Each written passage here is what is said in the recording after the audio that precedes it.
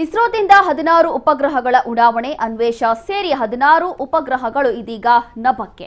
DRDO ನಿರ್ಮಿಸಿರುವಂತಹ ಅನ್ವೇಷ ಉಪಗ್ರಹಗಳು ಇದು. ಇನ್ನು ಈ ಒಂದು ಉಪಗ್ರಹಗಳನ್ನ ನಭಕ್ಕೆ ಹೊತ್ತೊಯ್ದಿರುವಂತಹ PSLV C-62 rocket Satish Dhawan ಬಾಹ್ಯಾಕಾಶ ಕೇಂದ್ರದಿಂದ ಉಡಾವಣೆ ಆಗ್ತಾ ಇದೆ. ಆಂಧ್ರದ ಶ್ರೀಹರಿಕೋಟಾದಲ್ಲಿರುವಂತಹ ಬಾಹ್ಯಾಕಾಶ ಕೇಂದ್ರ ಇದು.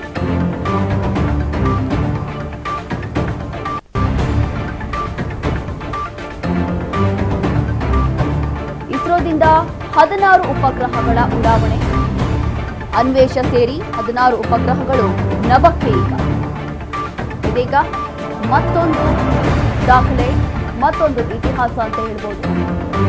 ಡಿಆರ್ಡಿಒ ನಿರ್ಮಿಸಿರುವಂತಹ ಅನ್ವೇಷ ಉಪಗ್ರಹ ಇದು. ಉಪಗ್ರಹಗಳನ್ನ ನಭಕ್ಕೆ ಹೊತ್ತೊಯ್ದಿರುವಂತಹ PSLV C-62 rocket Satish Dhawan ಬಾಹ್ಯಾಕಾಶ ಕೇಂದ್ರದಿಂದ ಉಡಾವಣೆಯಾಗಿದೆ. ಆಂಧ್ರದ ಶ್ರೀಹರಿಕೋಟಾದಲ್ಲಿರುವಂತಹ ಬಾಹ್ಯಾಕಾಶ ಕೇಂದ್ರ ಇದು.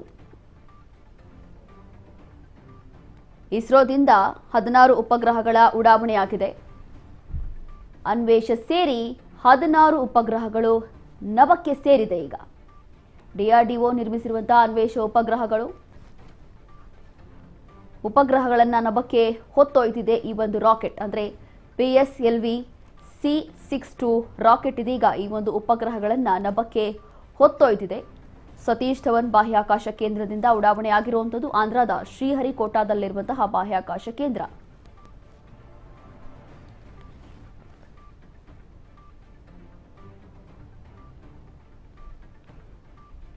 ಇಸ್ರೋದಿಂದ 16 ಉಪಗ್ರಹಗಳ ಉಡಾವಣೆಯಾಗಿದೆ.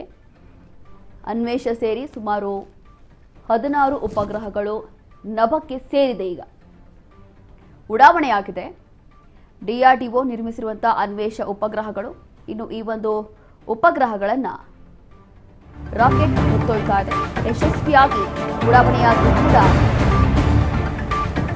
3ನೇ ಹಂತ ತಲುಪಿದ ನಂತರ ರಾಕೆಟ್ನಲ್ಲಿ ದೋಷ ಇದೀಗ ಕಂಡು ಬರ್ತಾ ಇದೆ.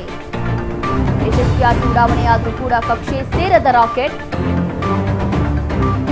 3ನೇ ಹಂತ ತಲುಪಿದ ನಂತರ ರಾಕೆಟ್ನಲ್ಲಿ ದೋಷ ಕಾಣಿಸಿಕೊಂಡಿದೆ. ಯಶಸ್ವಿಯಾಗಿ ಉಡಾವಣೆ ಆಯಿತು, ಆದರೂ ಕೂಡ ಕಕ್ಷೆ ಸೇರಿಲ್ಲ ಈ ಒಂದು ರಾಕೆಟ್. 3ನೇ ಹಂತ ತಲುಪಿದ್ದು ನಂತರ ರಾಕೆಟ್ನಲ್ಲಿ ದೋಷ ಕಾಣಿಸಿಕೊಂಡಿದೆ. ಯಶಸ್ವಿಯಾಗಿ ಉಡಾವಣೆ ಆದರೂ ಕೂಡ ಕಕ್ಷೆ ಸೇರಿಲ್ಲ ಈ ಒಂದು ರಾಕೆಟ್.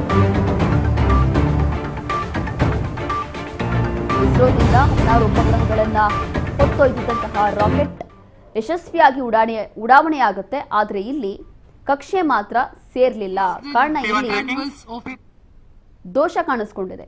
ಹಾಗಾಗಿ ಪಿಎಸ್ಎಲ್ವಿ C-62 ರಾಕೆಟ್ ಏನು ಈ ಒಂದು ಉಪಗ್ರಹಗಳನ್ನ ನಭಕ್ಕೆ ಹೊತ್ತೊಯ್ದಿತ್ತು, ಇದು ಯಶಸ್ವಿಯಾಗಿ ಇದೀಗ ಸೇರ್ಲಿಲ್ಲ ಅನ್ನುವಂಥದ್ದು ಗೊತ್ತಾಗ್ತಾ ಇದೆ. ಕಾರಣ ಇಲ್ಲಿ ಟೆಕ್ನಿಕಲ್ ಪ್ರಾಬ್ಲಮ್ ಕೂಡ ಆಗಿರ್ಬೋದು. ಹಾಗಾಗಿ ಸತೀಶ್ ಧವನ್ ಕೇಂದ್ರ ಬಾಹ್ಯಾಕಾಶದಿಂದ ಉಡಾವಣೆಯಾಗಿತ್ತು. ಇದೀಗ ಆಂಧ್ರದ ಶ್ರೀಹರಿಕೋಟಾದಲ್ಲಿರುವಂತಹ ಬಾಹ್ಯಾಕಾಶ ಕೇಂದ್ರದಿಂದ ಯಶಸ್ವಿಯಾಗಿ ಉಡಾವಣೆ ಮಾಡಲಾಗಿತ್ತು. ಸುಮಾರು 16 ಉಪಗ್ರಹಗಳ ಉಡಾವಣೆ ಆಗಿತ್ತು. ಆದರೆ ಇಲ್ಲಿ ಗೊತ್ತಾಗ್ತಾ ಇರುವಂತದ್ದು ಯಶಸ್ವಿಯಾಗಿ ಅದು ರೀಚ್ ಆಗಿಲ್ಲ. PSLV C-62 प्रमोचन यान का सफलतापूर्ण उत्थापन प्रथम प्रमोचन मंच से और बढ़ चला है अपने उद्देश्य कक्षा की ओर। इस मिशन को पूरा करने के लिए EOS N1 उपग्रह S139 motor and both strap-ons ignite. Here's the pillar of fire meets the canvas of blue. PSLV C-62 carrying the umbilical tower, a majestic lift-off. PSLV C-62 प्रमोचन यान का सफलतापूर्ण उत्थापन प्रथम प्रमोचन मंच से और बढ़ चला है अपने उद्देश्य कक्षा की ओर। इस मिशन को पूरा करने के लिए EOS N1 उपग्रह उद्देश्य कक्षा की S139 motor and both strap-ons ignite. ISRO ಇವತ್ತು ಮತ್ತೊಂದು ಮೈಲಿಗಲ್ಲಿಗೆ ಸಾಕ್ಷಿಯಾಗಿತ್ತು. ಆಂಧ್ರ ಪ್ರದೇಶದ ಶ್ರೀಹರಿಕೋಟಾದಿಂದ EOS N1 ಅನ್ವೇಷ ಉಪಗ್ರಹವನ್ನ PSLV C-62 rocket ಮೂಲಕ ಸಬಕ್ಕೆ ಯಶಸ್ವಿಯಾಗಿ ಉಡಾಯಿಸಿತ್ತು. 2026 ವರ್ಷದ ಮೊದಲ ಬಾಹ್ಯಾಕಾಶ ಕಾರ್ಯಾಚರಣೆ ಇದಾಗಿತ್ತು. ಇನ್ನು ದೇಶದ ಹೆಮ್ಮೆಯ ಇಸ್ರೋ ಇವತ್ತು ಮತ್ತೊಂದು ಮೈಲಿಗಲ್ಲಿಗೆ ಸಾಕ್ಷಿಯಾಗಿದೆ. ಆಂಧ್ರ ಪ್ರದೇಶದ ಶ್ರೀಹರಿಕೋಟಾದಿಂದ EOS-N1 ಅನ್ವೇಷ ಉಪಗ್ರಹವನ್ನ ಈ ಒಂದು ರಾಕೆಟ್ ಮೂಲಕ ನಭಕ್ಕೆ ಯಶಸ್ವಿಯಾಗಿ ಉಡಾಯಿಸಿದ್ರು. ಆದರೆ ಅದಾದ ನಂತರ ಗೊತ್ತಾಗಿದ್ದು ಕಕ್ಷೆ ಸೇರಲಿಲ್ಲ, ಇಲ್ಲಿ ದೋಷ ಕಂಡು ಬಂದಿದೆ ಅಂತ ಹೇಳಿ. 2026 ವರ್ಷದ ಮೊದಲನೇ ಬಾಹ್ಯಾಕಾಶ ಕಾರ್ಯಾಚರಣೆ ಇದಾಗಿತ್ತು. ಸತೀಶ್ ಧವನ್ ಬಾಹ್ಯಾಕಾಶ ಕೇಂದ್ರದಿಂದ ಬೆಳಿಗ್ಗೆ 10:17ಕ್ಕೆ EOS-N1 ಉಪಗ್ರಹ ಹೊತ್ತೊಯ್ದಿದ್ದಂತಹ ರಾಕೆಟ್ ಇದೀಗ ಆಕಾಶಕ್ಕೆ ನೆಗೆದಿದೆ. ಆದರೆ DRDO ವ್ಯೂಹಾತ್ಮಕ ಕಣ್ಗಾವಲು ಉದ್ದೇಶಕ್ಕಾಗಿ ಇದೀಗ ಹೈಪರ್ಸ್ಟ್ರೇಟಿಕಲ್ ಭೂವೀಕ್ಷಣಾ ಉಪಗ್ರಹ ಅಭಿವೃದ್ಧಿ ಮಾಡಿದೆ. ಇನ್ನು ಈ ಒಂದು ಭೂವೀಕ್ಷಣಾ ಉಪಗ್ರಹ ಸೇರಿ ಒಟ್ಟು ಭಾರತ ಹಾಗೂ ವಿದೇಶಗಳ 14 ಉಪಗ್ರಹಗಳನ್ನು ಈ ಒಂದು ರಾಕೆಟ್ ಹೊತ್ತೊಯ್ದಿದೆ. ಹೆಮ್ಮೆಯ ಭಾರತದ ಮೇಲೆ ನಭದಿಂದಲೇ ಕಣ್ಗಾವಲು ಇಡುವಂತಹ ಉಪಗ್ರಹ ಇದಾಗಿದೆ. ಇನ್ನು ಶತ್ರು ದೇಶಗಳಾಗಿರುವಂತಹ ಪಾಕಿಸ್ತಾನ ಇರಬಹುದು, ಚೀನಾ ಗಡಿಗಳ ಸರಹದ್ದಿನ ಮೇಲೆ ಹದ್ದಿನ ಕಣ್ಣು ಕೂಡ ಇರುತ್ತೆ ಈ ಒಂದು ರಾಕೆಟ್. ಆದ್ರೆ ಇಲ್ಲಿ ಸದ್ಯಕ್ಕೆ ಗೊತ್ತಾಗ್ತಾ ಇರುವಂತದ್ದು ಸಕ್ಸಸ್ಫುಲಿ ಇದು ರೀಚ್ ಆಗಿಲ್ಲ, ಇಲ್ಲಿ ಏನೋ ಟೆಕ್ನಿಕಲ್ ಪ್ರಾಬ್ಲಮ್ ಆಗಿದೆ, ಮತ್ತೊಂದು ದೋಷ ಕಂಡು ಬಂದಿದೆ ಅಂತ ಹೇಳಿ ಗೊತ್ತಾಗ್ತಾ ಇದೆ. ಇನ್ನು RDO ಅಭಿವೃದ್ಧಿಪಡಿಸಿದಂತಹ ಈ ಒಂದು ಹೈಪರ್ಸ್ಟ್ರೈಟಿಕಲ್ ಇಮೇಜಿಂಗ್ ಉಪಗ್ರಹ ಸುಮಾರು 400 kg ತೂಕದ ಉಪಗ್ರಹ ಇದಾಗಿದ್ದು 600 ಕಿಲೋಮೀಟರ್ ಎತ್ತರದಿಂದ ಭೂಕಕ್ಷೆ ರೌಂಡ್ ಹಾಕುತ್ತೆ. ಸಾಮಾನ್ಯ ಉಪಗ್ರಹಗಳಿಗಿಂತ ಅನ್ವೇಷ ಉಪಗ್ರಹ ಸಾಕಷ್ಟು ಭಿನ್ನವಾಗಿದೆ. ಸಾಮಾನ್ಯ ಕ್ಯಾಮೆರಾಗಿಂತ ಪರಿಣಾಮಕಾರಿಯಾಗಿ ಈ ಒಂದು ಚಿತ್ರ ಸೆರೆ ಹಿಡಿಯುತ್ತೆ. ಭೂಮಿಯ ಮೇಲಿನ ವಸ್ತುವಿನ ವಿಶಿಷ್ಟ ಸ್ಪೆಕ್ಟ್ರಲ್ ಸಿಗ್ನೇಚರ್ ಗುರುತು ರಕ್ಷಣಾ ಉದ್ದೇಶಗಳಿಲ್ಲದೆ ಬೇರೆ ಉದ್ದೇಶಕ್ಕೂ ಕೂಡ ಅನ್ವೇಷ ಬಳಕೆ ಆಗುತ್ತೆ. ಹಾಗಾಗಿ ಬೆಳೆಗಳ ಆರೋಗ್ಯ ಮತ್ತು ಮಣ್ಣಿನ ತೇವಾಂಶ, ಮಾಲಿನ್ಯದ ಮೇಲ್ವಿಚಾರಣೆ, ಭೂಮಿ ಆಳದಲ್ಲಿ ಖನಿಜ ಸಂಪನ್ಮೂಲಗಳನ್ನ ಗುರುತಿಸೋದು, ಅದರ ಸಾಮರ್ಥ್ಯ ಹೇಗಿದೆ ಅಂತ ಹೇಳಿ ಇದು ಪರೀಕ್ಷೆ ಕೂಡ ಮಾಡುತ್ತೆ. ಭಾರತದ ಬಾಹ್ಯಾಕಾಶದ ಕಣ್ಣು ಹೇಗಿದೆ ಅಂತಂದ್ರೆ ಸಾಮಾನ್ಯ ಉಪಗ್ರಹಗಳು ಕೇವಲ ಬಣ್ಣಗಳನ್ನ ನೋಡುತ್ತೆ, ಆದ್ರೆ ಅನ್ವೇಷ ಉಪಗ್ರಹ ಈ ಒಂದು ತಂತ್ರಜ್ಞಾನ ಹಾಗಲ್ಲ. ಅವು ವಸ್ತುಗಳನ್ನ ಪತ್ತೆ ಮಾಡುತ್ತೆ.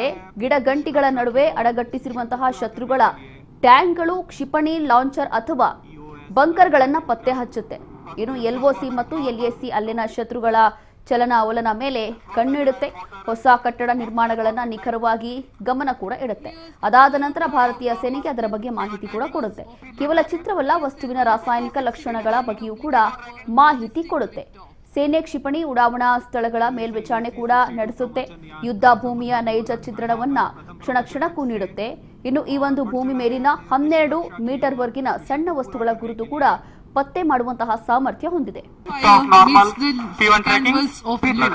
PSLV C-62 flying the umbilical tower, a majestic liftoff.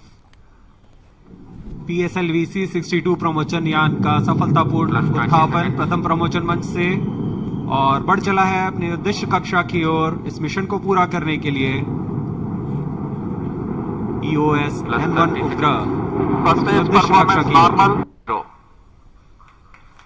S-139 motor and both strap-ons ignite. Here's the pillar of fire meets the